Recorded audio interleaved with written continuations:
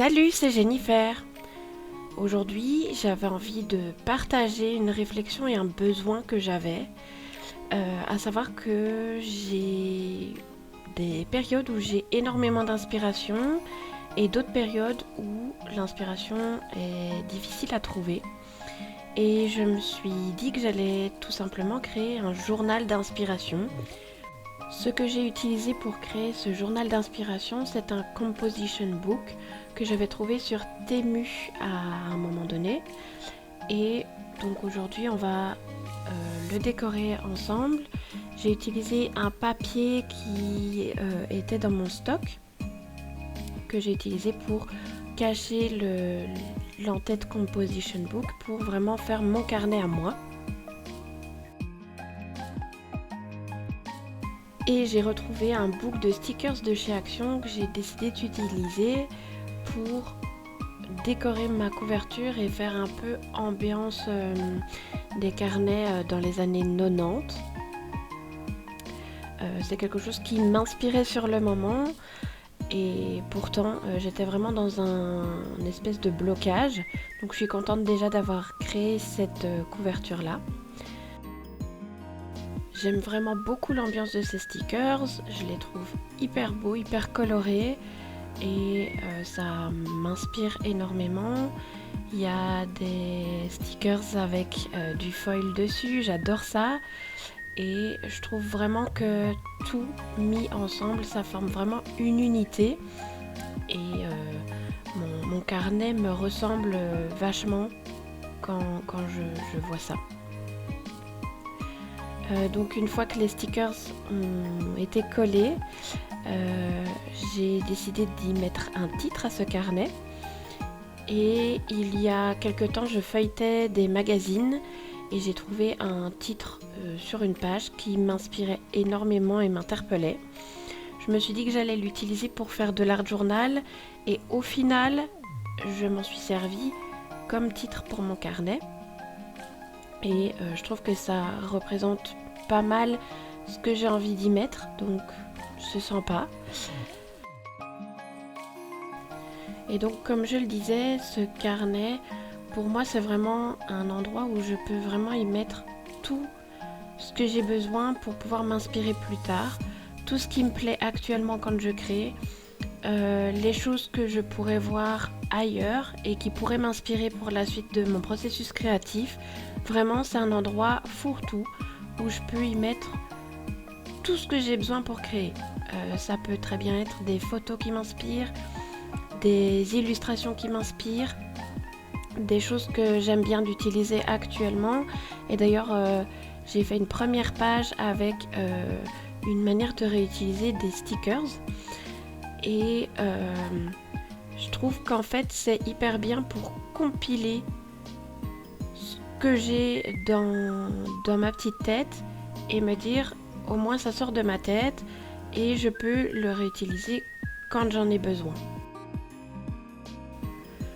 Je trouve ça hyper intéressant d'avoir ce genre de carnet, ça me permet vraiment d'avoir une réponse quand je suis en manque d'inspiration et que j'ai l'impression de pas avoir la fibre artistique en ce moment ou de ne pas avoir d'idée, d'être bloquée dans ma création.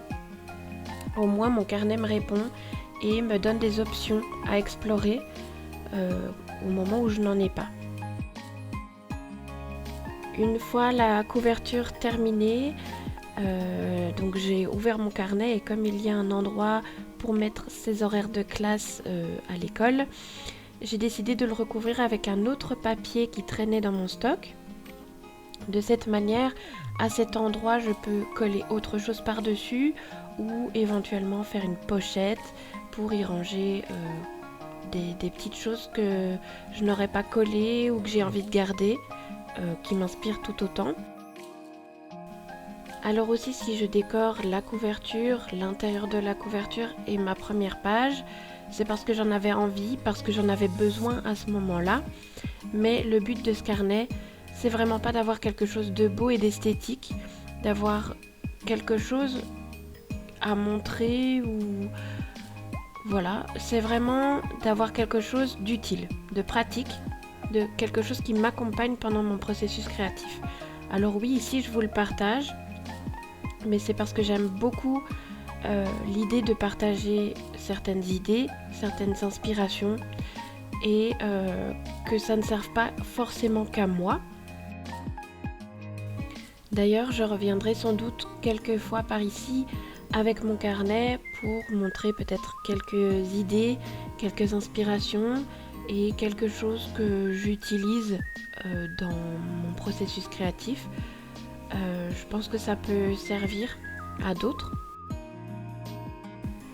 Et pour moi d'ailleurs, ce journal d'inspiration, il commence dès la couverture, dès le premier sticker que je colle, puisqu'en fait ce book de stickers là m'inspirait énormément. J'adore l'esthétique, j'adore les illustrations. Donc ça peut être vraiment quelque chose où je me dis ah oui, peut-être qu'à un moment donné je peux faire une page d'art journal sur ce thème. Ou je peux très bien faire d'autres choses que de l'art journal, mais je veux dire, je peux très bien utiliser ce thème ou essayer de reproduire certaines illustrations ou m'inspirer des couleurs. Voilà, il y a plein de choses qui peuvent m'inspirer dès les premiers stickers collés, je trouve. Vraiment, ce journal n'a aucune limite et je peux vraiment y mettre tout. C'est un peu comme si je lâchais vraiment tout ce que j'avais dans ma tête et que je me disais ok, maintenant tout est noté là-dedans, ça peut sortir de ma tête et quand j'en ai besoin, je viens le rechercher. Donc comme je l'ai dit, j'ai fait ma première page dans ce journal. J'avais pas vraiment envie que la page reste totalement blanche. Du coup, je suis venue avec un pochoir et de l'encre faire des petits ronds. Et ensuite, eh bien, c'est la technique que j'ai découverte un petit peu ces derniers jours. C'est en fait de coller tous des stickers alphabet un peu dans tous les sens. En fait, j'ai tendance à utiliser des alphabets quand je fais du scrap ou ce genre de choses là, du journaling, peu importe. Et puis à garder les planches de stickers quand il reste que quelques lettres et à me dire bah de toute manière on peut quand même encore écrire des mots ou utiliser quelques lettres par-ci par-là. Et au final bah, je ne ressors jamais ces alphabets. Ils restent là, ils traînent.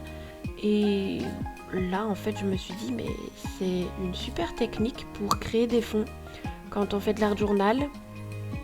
Ou juste pour décorer, peut-être derrière une photo, quand on fait du scrapbooking, peu importe.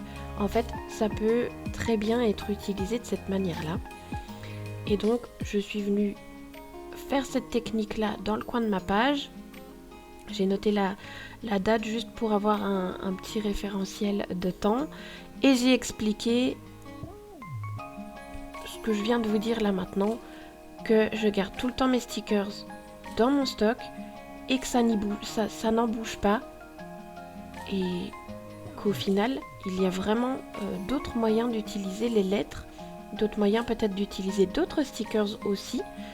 Je fais mes petites expériences et c'est une expérience qui a fonctionné pour moi, donc je décide de la référencer dans mon journal et de me dire voilà, le jour où j'ai besoin peut-être d'un fond particulier, je peux très bien réutiliser cette technique. Et c'est tout. Il n'y a pas plus que ça sur cette page et ça me convient très bien. Ma page n'est pas hyper esthétique et je m'en fiche. C'est très bien comme ça. Si cette idée de journal vous a inspiré, n'hésitez pas à en faire de même chez vous, à liker la vidéo et à laisser un commentaire. N'oubliez pas non plus de vous abonner à la chaîne si vous voulez voir d'autres vidéos. Et je vous dis à bientôt. Ciao!